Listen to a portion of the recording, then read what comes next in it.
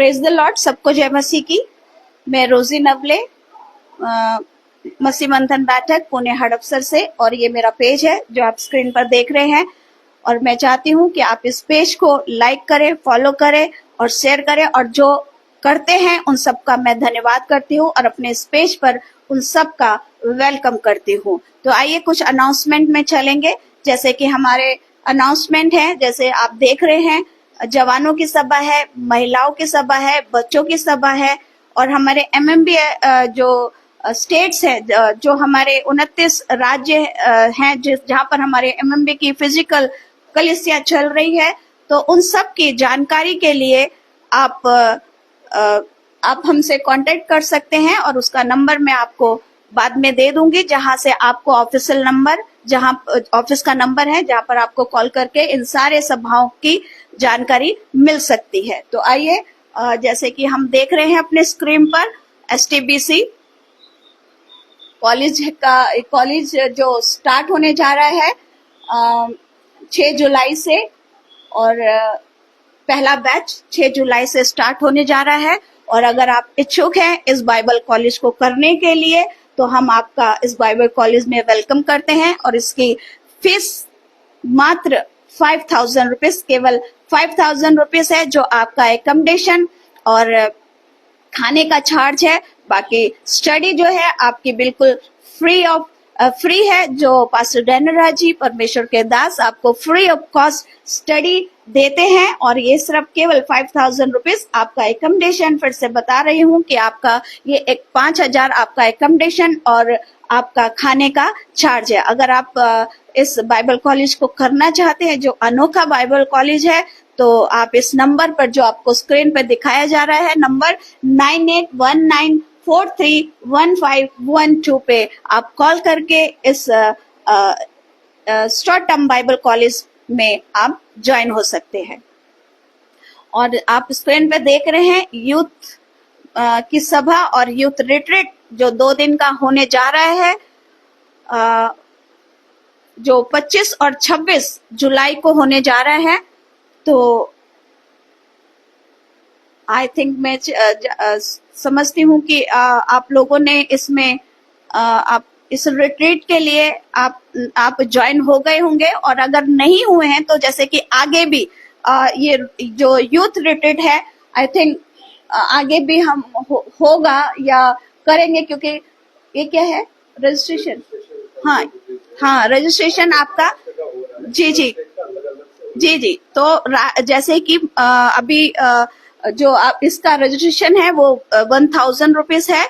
आप 1,000 रुपीज में अगर आगे इस जो 25 और 26 को केवल महाराष्ट्र से ही लोग यूथ जुड़ने वाले हैं, और अगर आगे आप जुड़ना चाहते हैं हर एक स्टेट से, जो मैंने बताया कि हमारे 29 राज्य हैं जहाँ पर एमएमबी की कलीसिया चल रही है। और अगर आप कलीसिया में नहीं है और आप एमएमबी के नहीं भी हैं, तो भी आप हमारे साथ जुड़ सकते हैं। अगर आप इस रिट्रीट में जुड़ना चाहते हैं, जो 2 दिन का रिट्रीट होगा, और जिसकी जो फीस है वो केवल 1,000 रुपीज है।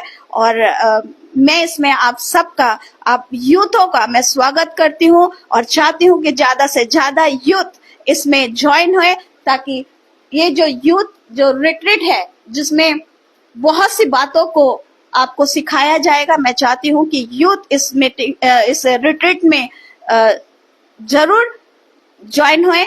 ये मैं क्या कहते हैं, ये मेरी इच्छा है कि आप इसमें जरूर से जरूर ज्वाइन हुए। तो ये कुछ ये हमारे अनाउंसमेंट है, जो 2 दिन का रिट्रीट है उसका ये अनाउंसमेंट है।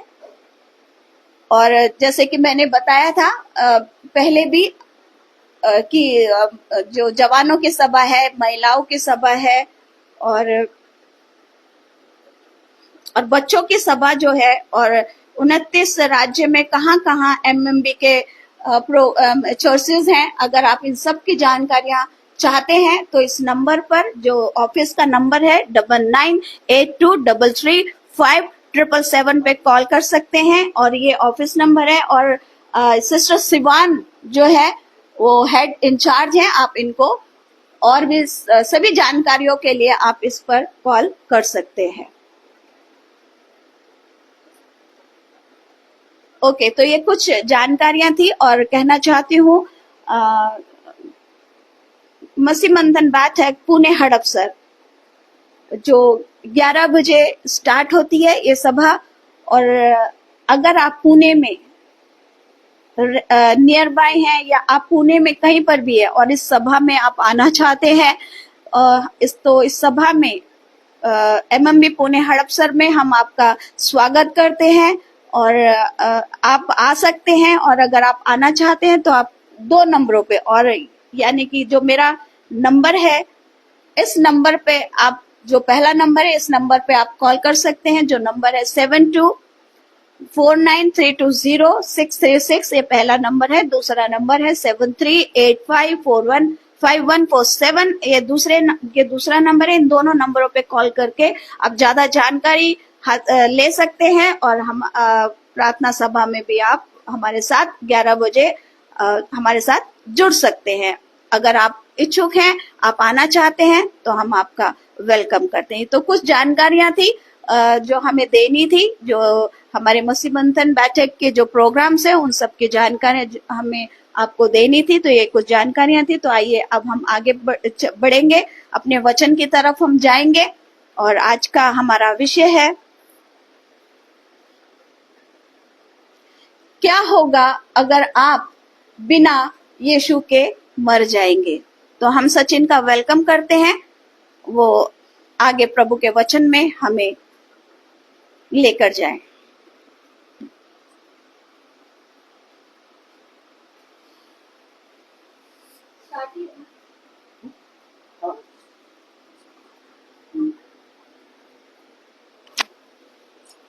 प्रेज द लॉर्ड, सबको जय मसीह की। मैं सचिन नवले एमएमबी पुणे हड़पसर की ओर से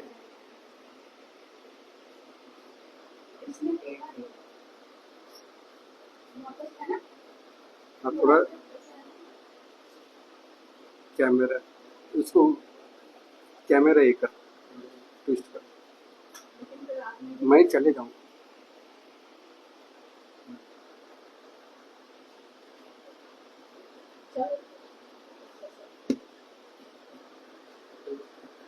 हाँ, फोटो ये तक रहा 2-3। प्रेज द लॉर्ड, सबको जय मसीह की। मैं सचिन नवले एमएमबी पुणे हड़पसर की ओर से आप सबका स्वागत करता हूं। और जैसे मैंने आज का सब्जेक्ट यानी विषय जो रखा है वो है, कहाँ चला गया, अच्छा ये वाला, क्या होगा अगर आप बिना यीशु के मर गए।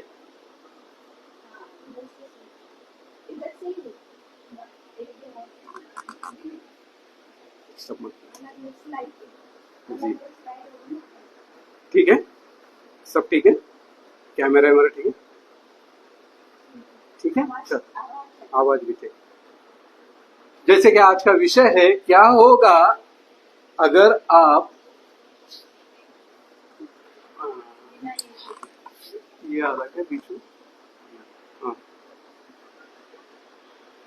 थोड़ा प्रोजेक्टर उधर ले लेते, पीछे प्रोजेक्टर थोडं त्या साईडला घे, हे आतमध्ये तिकडे तिकडे घे वर वर वर वर, हाँ ठीक,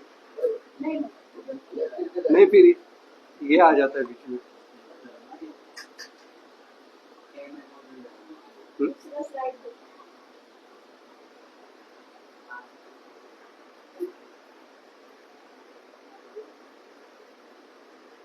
क्या दिक्कत है, क्या दिक्कत आ रही है?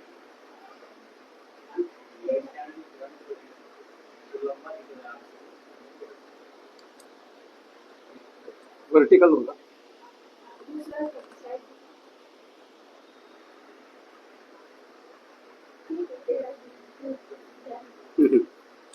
माफ कीजिएगा, थोड़ा डिस्टरबेंस आ गया, थोड़ी सेटिंग करनी पड़ी।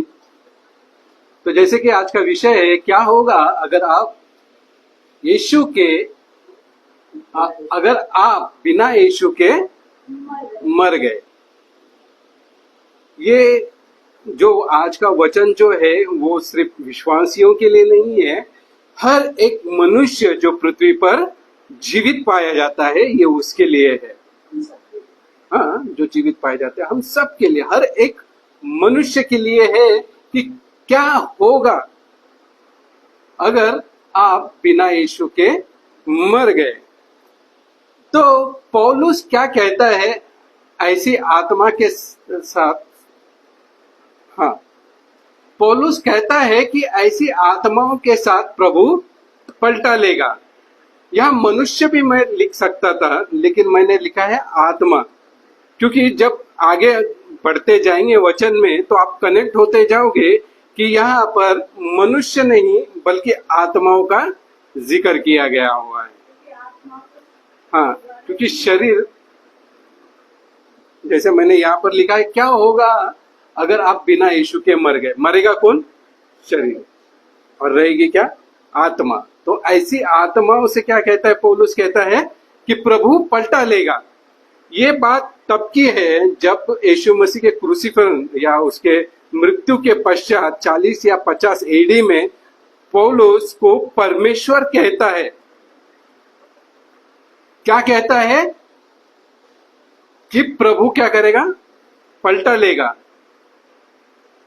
पलटे का मतलब क्या होता है? प्रतिशोध। परमेश्वर क्या करेगा? प्रभु क्या करेगा? प्रतिशोध लेगा। कहां पर लिखा गया? आइए हम वचन में पढ़ेंगे। दूसरा थिस्सलुनीकियों अध्याय 1 वचन 8। उबरम दूसरा थिस्सलुनीकियों अध्याय 1 वचन 8 इस प्रकार कहता है, और जो परमेश्वर को नहीं पहचानते और हमारे प्रभु यीशु के सुसमाचार को नहीं मानते उनसे पलटा लेगा। दूसरा थिस्सलुनीकियों 1:8 इस प्रकार कह रही है, और जो परमेश्वर को नहीं पहचानते। कौन? मनुष्य परमेश्वर को नहीं पहचानता है और हमारे प्रभु यीशु के सुसमाचार को नहीं मानते मनुष्य, उनसे क्या करेगा? प्रभु पलटा लेगा। जो पौलुस ने कहा कि ऐसी आत्माओं के साथ प्रभु क्या करेगा? पलटा लेगा। क्यों लेगा? क्योंकि आप बिना यीशु के मर गए। ये वो कौन है? ये जो परमेश्वर को नहीं पहचानते। अब दुनिया के हर एक नेता को, अभिनेता को, हर एक खिलाड़ी को पहचानते हैं, लेकिन आप परमेश्वर को ही नहीं पहचाने, जिसने सारी सृष्टि की रचना करी। आप उसी को नहीं पहचानते। कितने प्रतिशत लोग आज परमेश्वर को पहचानते हैं, उसकी महिमा को जानते हैं? अन्य जातियों से अगर बात करी जाए तो उनके लिए वही मूर्ति पूजा है, वही बातें हैं, लेकिन सच्चा परमेश्वर को नहीं पहचानते। और जिन्होंने क्या किया? यीशु मसीह के सुसमाचार को नहीं पहचानते, मानते, उनसे क्या करेगा? परमेश्वर क्या कह रहा है कि मैं उनसे क्या करूंगा? पलटा लाऊंगा। हे पौलुस, 40-50 साल बाद परमेश्वर पौलुस को कह रहा है, पौलुस ये बातें कहे जो मुझे नहीं पहचानते। तुम नेता, अभिनेता, राजा, प्रजा सबको पहचानते हो, जो मेरे बेटे का सुसमाचार को नहीं मानते, मैं क्या करूंगा? उनसे पलटा लूंगा। पलटे का अर्थ है प्रतिशोध, है ना? देखिए, और वचनों से मैं आपको उत्साहित करूंगा। रोमियो 2:16 में जिस प्रकार कहता है, जिस दिन परमेश्वर मेरे सुसमाचार के अनुसार यीशु मसीह के द्वारा मनुष्यों की गुप्त बातों का क्या करेगा? न्याय करेगा। तुम्हारी गुप्त बातें क्या है? तुम्हारी गुप्त बातें तुम्हें परमेश्वर से पहचानने से इनकार करा दी है। तुम्हारी गुप्त बातें तुम्हें क्या करती है? सुसमाचार सुनने से या मानने से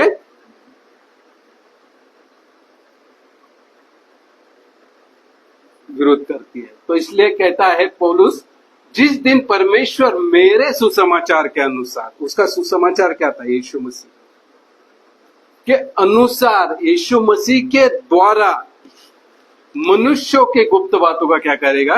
न्याय करेगा। जो यहां पर कहा गया है, पलटा लेगा, प्रतिशोध लेगा, न्याय देगा।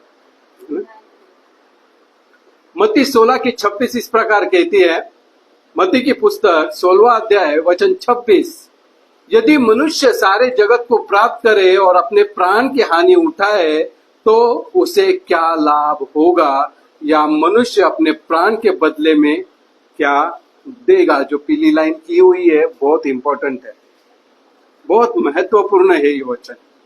यदि मनुष्य सारे जगत को प्राप्त कर ले, चाहे वो करोड़पति बने, ट्रिलियन बने, अरबोपति बने, सब कुछ पाले अपने जीवन में, हर दुनिया का सुख, गाड़ी बंगला, हर प्रकार का सुख वो पाले और अपने प्राण की ही हानि उठाए, तो क्या होगा, है ना। अगर उसने परमेश्वर को ही नहीं पहचाना तो क्या होगा, वो अपने प्राण की क्या करेगा, हानि उठाएगा। अपने प्राण की हानि उठाएगा तो उसे क्या लाभ होगा, क्या लाभ होगा, क्या उसको पैसा बचाएगा, क्या उसका गाड़ी, उसका घर, उसका बंगला, उसका परिवार, जिसके लिए उसने सब कुछ दांव पर लगा दिया, प्राप्त किया, वही दांव लगा के प्राप्त कर लिया, लेकिन अपने ही प्राण को क्या कर दिया, खो दिया। किस कारण, परमेश्वर को पहचानने में उसने वो समय नहीं लगाया, जितना समय उसने संसार की बातों को इकट्ठा करने में लगाई। यीशु मसीह के सुसमाचार को नहीं माना तो उसे क्या लाभ होगा, या मनुष्य अपने प्राण के बदले में क्या देगा। अब यहां हम आते हैं, हम वास्तविकता में हम एक है या तीन है, तीन है। हम वास्तविक में हम क्या है, तीन है। एक है आत्मा, एक है प्राण, एक है शरीर, है ना। दूसरा पहला थिस्सलुनीकियों 5:23 इस प्रकार कहती है,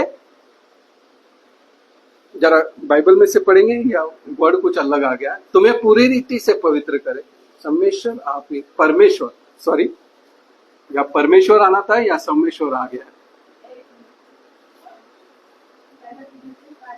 हाँ, शांति का परमेश्वर आप ही तुम्हें पूरी रीति से पवित्र करे, हाँ, और तुम्हारी आत्मा और हाँ, प्राण हाँ, और देह देह हमारे प्रभु यीशु मसीह के आने तक पूरे पूरे और निर्दोष सुरक्षित रहे। तो इस प्रकार तो पौलुस थिस्सलुनीकी कलीसिया को बता रहा है कि हम क्या है, तीन है।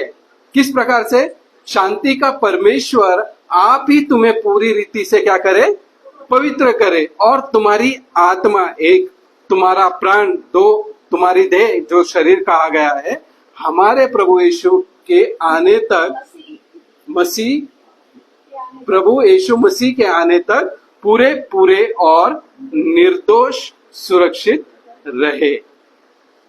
बात साबित होती है, हम एक नहीं है, हम क्या है, तीन है। कैसे, आत्मा, प्राण और देह, आत्मा, प्राण और शरीर, जिस तरह से फोटो में हम देख रहे हैं,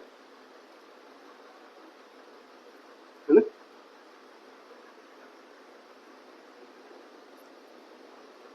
अब हम जानेंगे शरीर और आत्मा। हमें सबसे ज्यादा किसको बचाना है, अपनी आत्मा। मैं आपसे भी कहता हूं,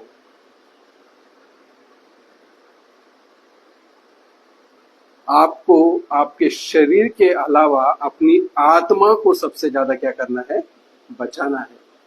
आपको सबसे ज्यादा आत्मा पर ध्यान देना है, शरीर पर नहीं। शरीर क्या होगा, नष्ट हो जाएगा, लेकिन आत्मा क्या हो जाएगी, परमेश्वर के पास लौट जाएगी,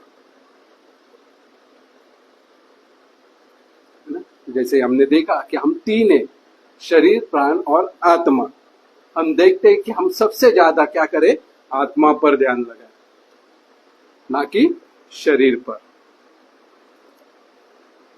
रोमियो 8:5 इस प्रकार कहती है, रोमियो की पुस्तक उसका 8वां अध्याय वचन 5, क्योंकि शारीरिक व्यक्ति शरीर की बातों पर मन लगाते हैं, परंतु आध्यात्मिक आत्मा की बातों पर मन लगाते हैं। तो हमें आध्यात्मिक होकर आत्मा पर ध्यान लगाना जरूरी है, ना कि शरीर पर।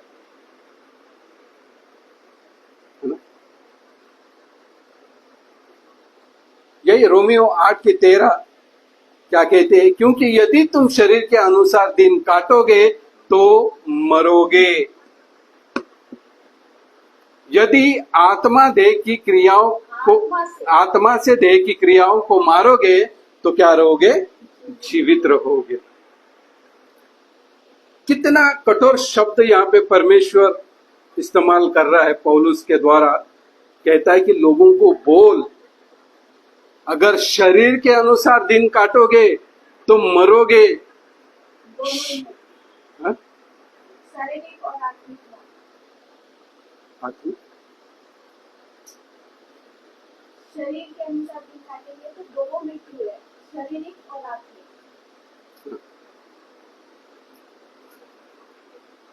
क्योंकि यदि तुम शरीर के अनुसार दिन काटोगे तो क्या करोगे? मरोगे। शरीर से भी मरोगे और आत्मा से भी मरोगे। क्योंकि शरीर तो हर एक का मरना तय है, लेकिन आत्मा क्या होगी? वो भी मर जाएगी। अगर आत्मा को जीवित रखना है तो क्या करना होगा? आगे की लाइन यही बात आती है, आत्मा से देह की क्रिया को मारो। आत्मा से देह की क्रिया को मारो तो क्या रहोगे? जीवित रहोगे। आत्मा को प्रबल बनने दो, ना कि शरीर को। आत्मा को डिसाइड करने दो क्या सही है क्या गलत है, ना कि शरीर को। आत्मा को निर्णय करने दो कि कौन सी क्रिया मेरे लिए अच्छी है, कौन सी क्रिया मेरे लिए क्या है? बुरी है। जब आत्मा से चलोगे तो क्या रहोगे? जीवित रहने पाओगे। शरीर तो मरेगा, लेकिन आत्मा क्या होगी? जीवित रहेगी अनंत काल के लिए। ये सबसे एक मेरे लिए एक इंटरवल का टाइम जैसा ये वचन या एक ये बात जो है वो है, मरने से पहले आपको सुनिश्चित करना होगा आप अपना अनंत काल कहाँ बिताओगे। मरने से पहले, मरने के बाद आप कुछ नहीं कर पाओगे। तो हर एक मनुष्य, चाहे वो हिंदू हो, चाहे वो मुस्लिम हो, चाहे वो सिख हो, चाहे वो पारसी हो, चाहे वो किसी भी अन्य जाति का क्यों ना हो, हर एक मनुष्य मरने से पहले अपने आप को सुनिश्चित कर ले कि वो अपना अनंत काल कहाँ बिताएगा। या बाजू में नरक है या आगे में स्वर्ग है। जिस दिन, जैसे मैंने एक पोस्टर रखा हुआ है, ये शरीर है, ये आत्मा है। जिस दिन मनुष्य लिखा है, जिस दिन मनुष्य, चाहे वो जैसे मैंने कहा कि वो कोई क्यों ना हो मनुष्य, है ना, जिस दिन मनुष्य मर जाता है अनंत काल के लिए वो अपना शरीर क्या करता है? खो बैठता है। जब उसका प्राण निकल जाता है तो आत्मा निकलती और शरीर को वो क्या कर देता है? खो देता है। जिस दिन मनुष्य मर जाता है अनंत काल के लिए वो अपने शरीर को क्या करता है? खो बैठता है। इसलिए मैंने लिखा है कि मरने से पहले आपको सुनिश्चित करना होगा कि आपका अनंत काल कहाँ बिताएगा।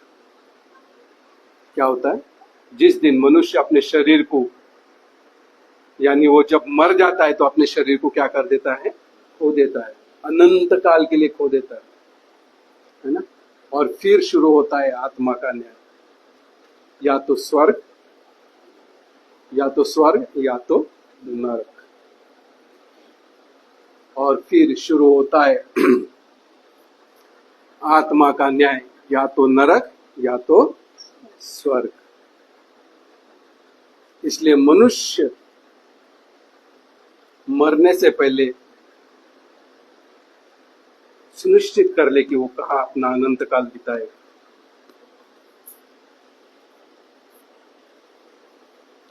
इब्रानियों 9:27 इस वचन को पुख्ता करती है। क्या? इब्रानियों की पुस्तक 9वां अध्याय वचन 27 इस बात को पुख्ता करती है और जैसे मनुष्यों के लिए एक बार मरना और उसके बाद न्याय का होना नियुक्त है। हर एक मनुष्य जो अपने शरीर को छोड़ेगा या त्यागेगा, उसका न्याय होना नियुक्त है।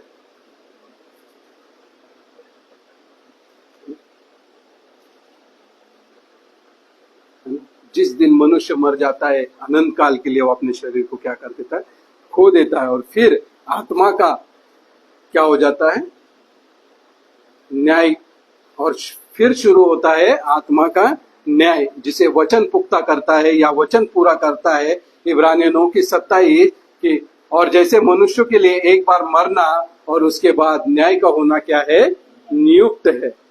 पतरस भी इस बात को कहता है, पहला पतरस 4 अध्याय वचन 17 से 18 इस प्रकार कहती है, क्योंकि वह समय आ पहुंचा है कि पहले परमेश्वर के लोगों का न्याय किया जाए, और जबकि न्याय का आरंभ हमसे ही होगा, तो उनका क्या अंत होगा जो परमेश्वर के सुसमाचार को नहीं मानते। और यदि धर्मी व्यक्ति ही कठिनता से उद्धार पाएगा, तो भक्तिहीन और पापी का क्या ठिकाना। क्या अद्भुत लाइन है ना।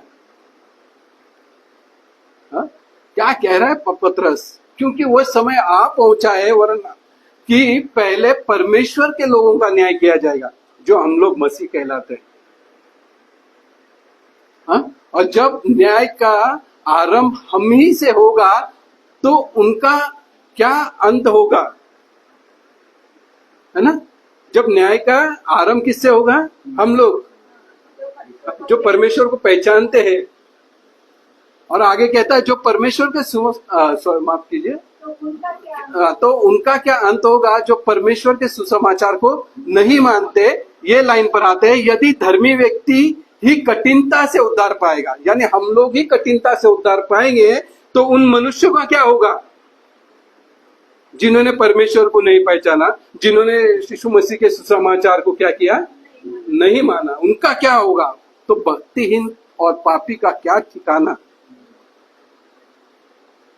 अद्भुत अद्भुत है ना ये। वो कहता है कि हमारे लिए ही उद्धार पाना इतना कठिन है, तो उनकी हालत क्या होगी जो पहचानते ही नहीं, जो परमेश्वर को पहचानते ही नहीं है और उसके प्रभु यीशु मसीह के सुसमाचार को क्या करते हैं, नहीं मानते। उनका क्या ठिकाना। भजन संहिता 9:17 इस प्रकार कहती है, दुष्ट अधोलोक में, माफ कीजिएगा, दुष्ट अधोलोक में लौट जाएंगे, तथा वे सब जातियां भी जो परमेश्वर को भूल जाती है। दुष्ट का कहां पाए जाते हैं, हमारे बीच में, मसीह के बीच की लोग बात कर रहे हैं, जो दुष्टता से लोगों को क्या करते हैं, भरमाते हैं, जो दुष्टता की वचनों के द्वारा, बातों के द्वारा परमेश्वर के मार्गों से लोगों को क्या करते हैं, भटका देते हैं। ये दुष्ट वो है, ये उनकी बात कही गई। और ये क्या कहता है आखिरी वाला, तथा वे सब जातियां भी जो परमेश्वर को भूल जाती है। इजराइल के 12 गोत्र थे, वो जातियां भी भूल गए परमेश्वर को, सिर्फ एक ही जाति ऊपर आई, यहूदा। ये तो उनकी बात हो रही है, हम तो क्या है फिर उसमें, जो परमेश्वर को भूल गए, जो परमेश्वर को नहीं पहचानते, जो यीशु मसीह के सुसमाचार को नहीं मानते। एजेकल 18:21 इस प्रकार कहती है, एजेकल की पुस्तक 18:21, परंतु यदि दुष्ट जन अपने सब पापों से फिरकर मेरी सब विधियों का पालन करे और न्याय और धर्म के काम करे, तो वह न मरेगा वरन जीवित ही रहेगा। मौका, परमेश्वर ने क्या कर दिया, इन लोगों को एक मौका दिया। जो दुष्ट, जो परमेश्वर को भूल गए, एजेकियल कहता है कि सब अपने पापों से फिरकर मेरी सब विधियों का पालन करे और न्याय और धर्म के काम करे तो वो क्या होगा, नहीं मरेगा, वरन क्या होगा, जीवित रहेगा। किधर जीवित रहेगा, आत्मा में जीवित रहेगा। एजेकियल 18:23, एजेकियल की पुस्तक 18 अध्याय वचन 23। हमारा आवाज नहीं आएगा। प्रभु यहोवा की यह वाणी है, क्या मैं दुष्ट की मरने से कुछ भी प्रसन्न होता हूं?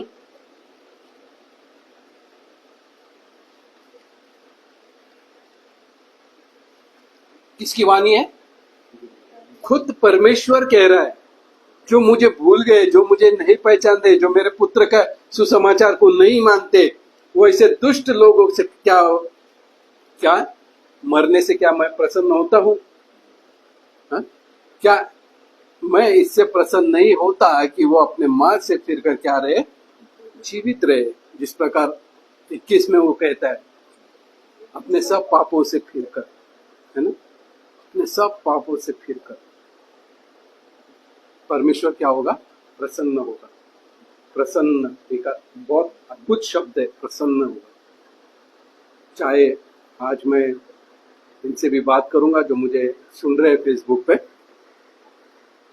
हर एक उस मनुष्य के लिए परमेश्वर मौका देता है। कब? जब आप शरीर में जीवित हो।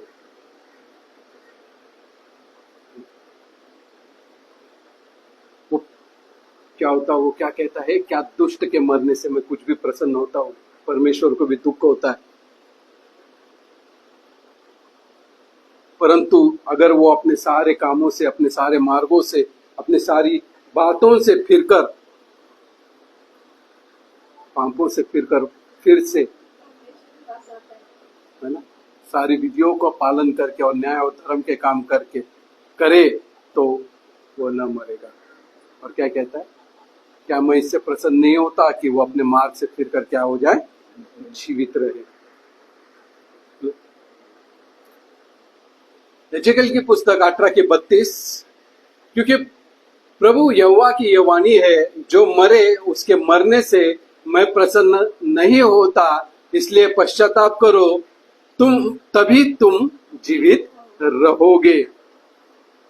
और क्या चाहिए आपको, हे लोगों, हे मनुष्य, हे जातियों, और क्या चाहिए तुम्हें?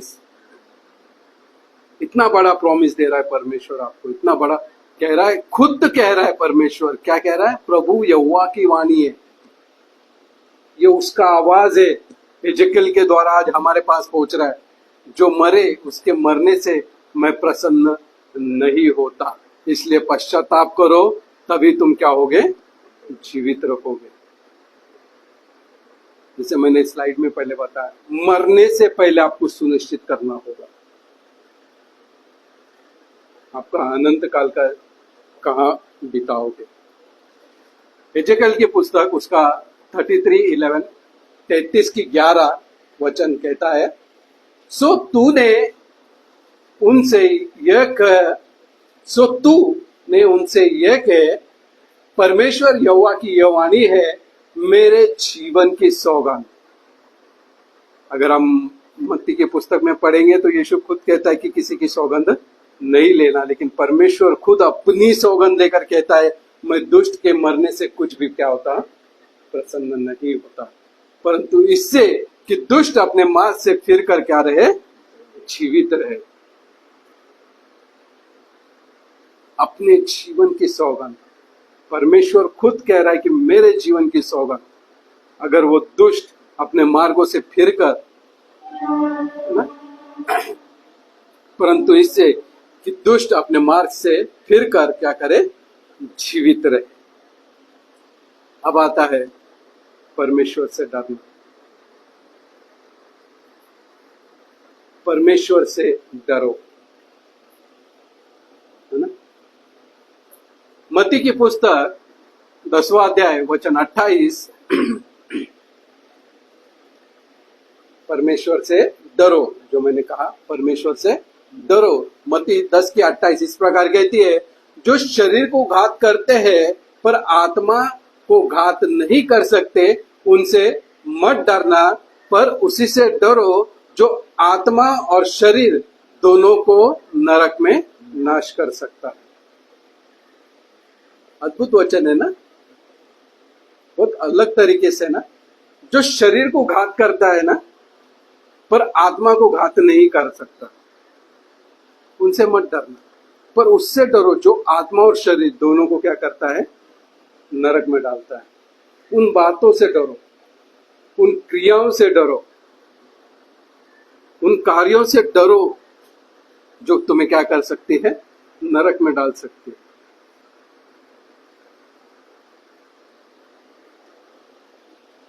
मती 13:42, मती की पुस्तक 13वां अध्याय वचन 42 इस प्रकार कहता है, मनुष्य का पुत्र अपने स्वर्गदूतों को भेजेगा और वे उसके राज्य में से सब ठोकर के कारणों को और कुकर्म करने वालों को इकट्ठा करेंगे और उन्हें आग के कुंड में डालेंगे, वहां रोना और दांत का पीसना है। से ना जो शरीर और आत्मा को क्या कर रहे हैं, नाश कर रहे हैं।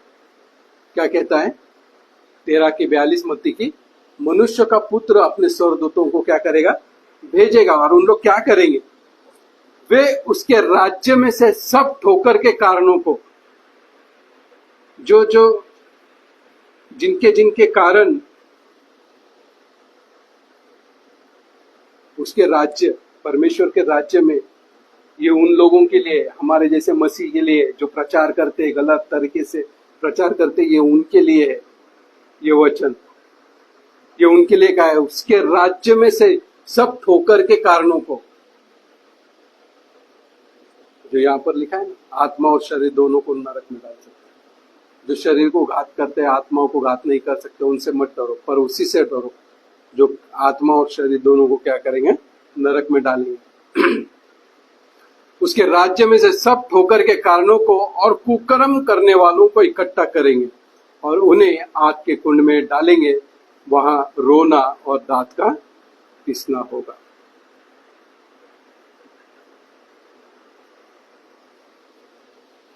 यशायाह की पुस्तक 66 अध्याय वचन 24, ये तब वे निकलकर उन लोगों की लोथों पर यानी लाशों पर जिन्होंने मुझसे बलवा किया दृष्टि डालेंगे। कौन? ये नहीं, ये लोग। तब वे निकलकर उन लोगों की लोथों पर जिन्होंने मुझसे बलवा किया दृष्टि डालेंगे, उन लोगों पर दृष्टि करेंगे, क्योंकि उनमें पड़े हुए कीड़े, किनमें? जिन्होंने परमेश्वर के साथ बलवा किया है, जो नरक में पड़े हुए हैं, उनके, क्योंकि उनमें पड़े हुए कीड़े अभी भी न मरेंगे, कभी न मरेंगे, उनकी आग कभी न बुझेगी और सारे मनुष्य को उनसे अत्यंत क्या होगी, घृणा होगी। ये वो लोग कौन है? जो सब ठोकर के कारण वाले, ये देखेंगे वहां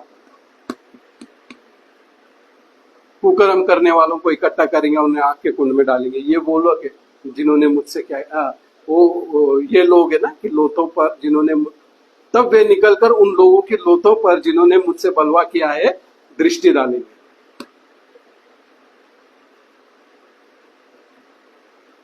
ये वो लोग हैं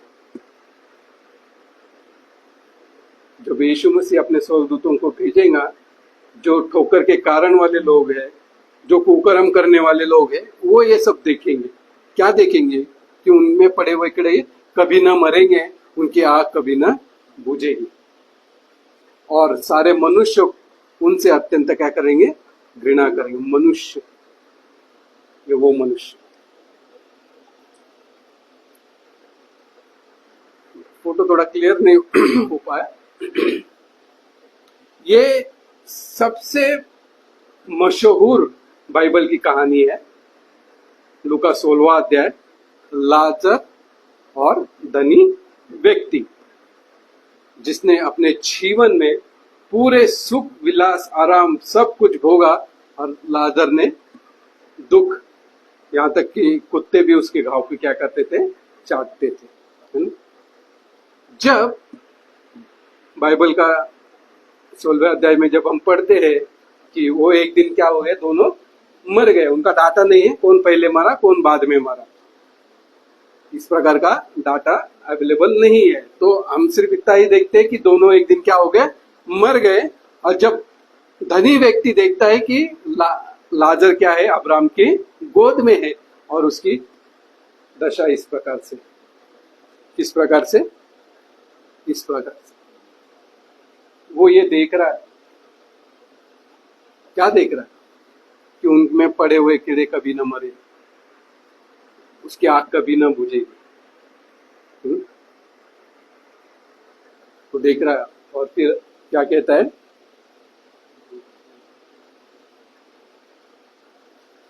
लूका 16वां अध्याय वचन 24। लूका की पुस्तक 16वां अध्याय वचन 24 इस प्रकार कहता है, मुझ पर दया करके लाजर को भेज दे ताकि वो अपनी उंगली का सिरा पानी में भिगोकर मेरी जीभ को ठंडी कर, क्यों करे, या नहीं आया, क्योंकि मैं इस ज्वाला में क्या हूं, तड़प रहा हूं। ये उंगली है, वह पानी का एक ड्रॉप दिख रहा है, एक बूंद पानी के लिए आग में तड़प रहा है।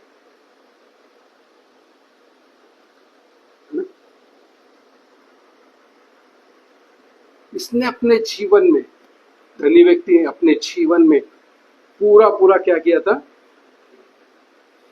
शरीर पर मन लगाया, सब कुछ किया उसने, सब कुछ प्राप्त कर लिया उसने, लेकिन अपने प्राण को खोया तो कहां पाया, यहां पाया उसने अपने।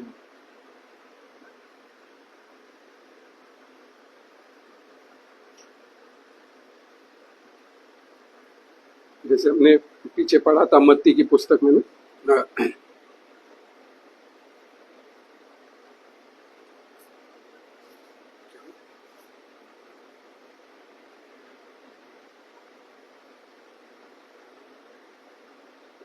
ये वाला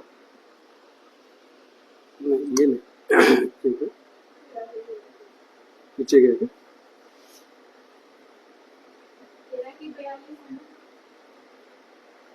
मत्ती नहीं, ये वो जो अपने प्राण को खोएगा,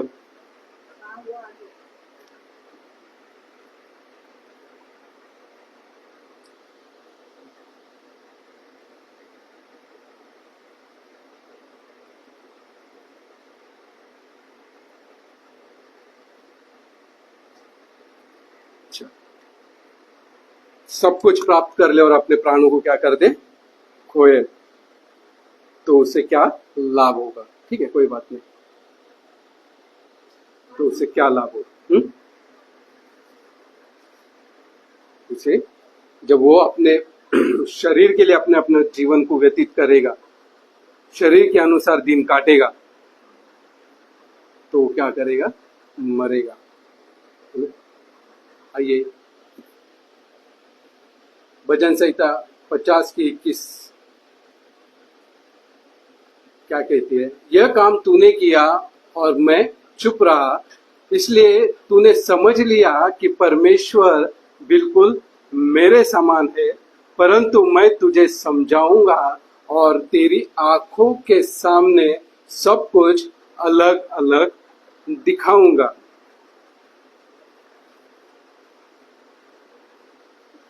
इसका कनेक्शन इस तरह से आता है कि यह काम तूने किया ना, जो तूने कुकर्म किए, जो तूने पाप किए, जो अधर्म के काम किए, है ना, परमेश्वर कह रहा है कि यह काम तूने किया और मैं चुप रहा, तो तूने ये समझ लिया कि परमेश्वर उसके जैसा ही है, या इसलिए तूने समझ लिया कि परमेश्वर बिल्कुल क्या है, मेरे समान ही है। मनुष्य ये ना समझे कि आज वो जो कुछ कर रहा है, परमेश्वर उन बातों का उसे दंड नहीं दे रहा है या उसकी परीक्षा नहीं ले रहा है, तो ये मत समझ लेना कि परमेश्वर उसकी तरफ है। वो तुझे क्या करेगा, इस दिन दिखाएगा। अलग अलग करके। क्या कहता है? परंतु मैं तुझे समझाऊंगा और तेरी आंखों के सामने सब कुछ अलग अलग दिखाऊंगा, अलग अलग दिखाऊंगा, अलग अलग दिखाऊंगा।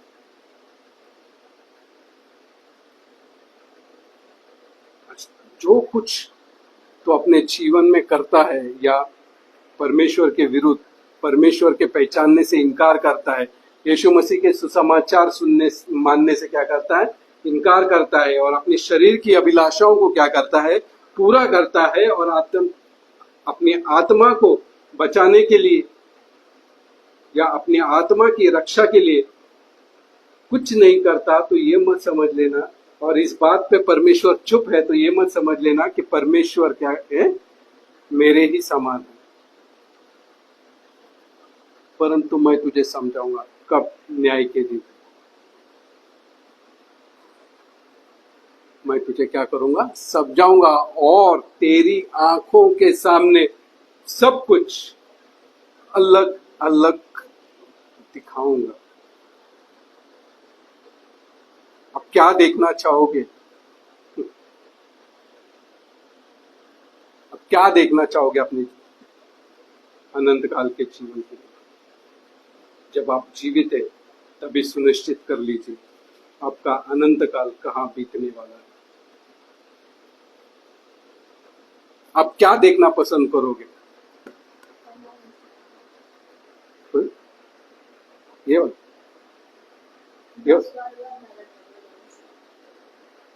सुनिश्चित वाला।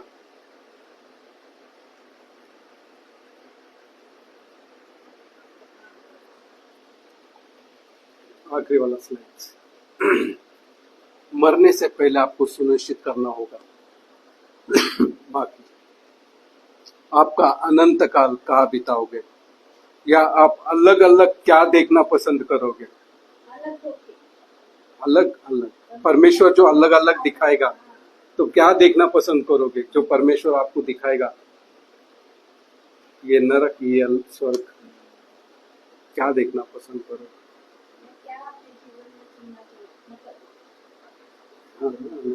सुनिश्चित करो, आज ही सुनिश्चित करो। परमेश्वर दयालु है, महान है, कृपालु है। उसने यजकेल के पुस्तक में वायदे किए 18 अध्याय 18 और 33 के वचनों को जब हमने देखा, पूरी तरह से प्रॉमिस किया है कि मैं दुष्ट के मरने से क्या होता? प्रसन्न नहीं होता। अगर वो मन फिराएगा, अपने कामों को मान लेगा, पश्चाताप करेगा, तो क्या रहेगा? जीवित रहेगा। मौका आज हाथ में है। जब तक आपकी सांस चल रही है, जब तक आपके शरीर में प्राण है, आपकी आत्माओं को बचाना आपके हाथ में है। सुनिश्चित कीजिए, सुनिश्चित कीजिए।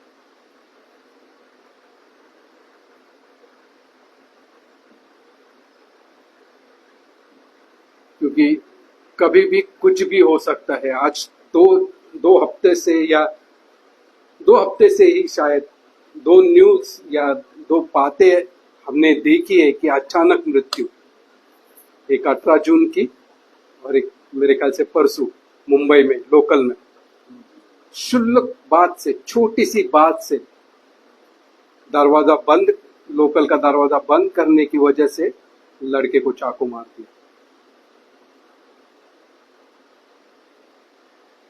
जगह पे मौत, संभलने का मौका नहीं, क्षमा मांगने का मौका नहीं। अब किसका इंतजार है?